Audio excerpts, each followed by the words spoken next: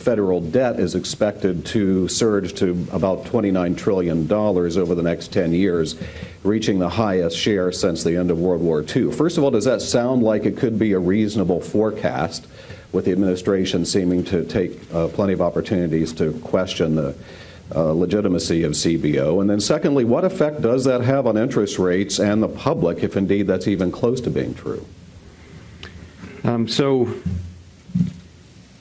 First, it is important. We don't do fiscal policy. We don't advise the government or Congress on fiscal policy. So I'll limit myself to more high-level comments and say that it is not a secret. It is a long-known fact that the U.S. federal government budget is on an unsustainable path, and that needs to be addressed.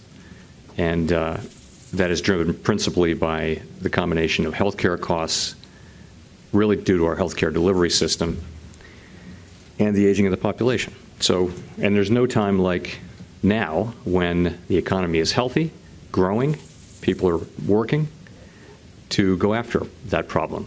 Ultimately, we will have to. We don't have a forecast. We don't forecast those things. I have no reason to doubt CBO's numbers on this. I haven't actually looked at that report, but my general experience with them is that it's a professional outfit. What does that look like if that really takes place 10 years down the road? So, first of all, the work that we do relates more to the medium term rather than the long term. And so I don't see this in particular as a threat to this business cycle or to the economy this year. It's more, in the longer run, we'll be spending all of our money on paying interest and not on the things that we really need to be doing for future generations and for our own generation. So it's a serious problem, but it's not a problem that is something that either helps or prevents the Fed from doing our job today.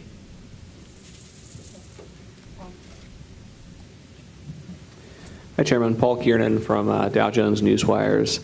I know where the FOMC participants' estimates for the long-run interest rate are. They're all above 2.5%. Right now, we're between 2.25 and 2.5. So, I think a key question right now is policy accommodative at this moment?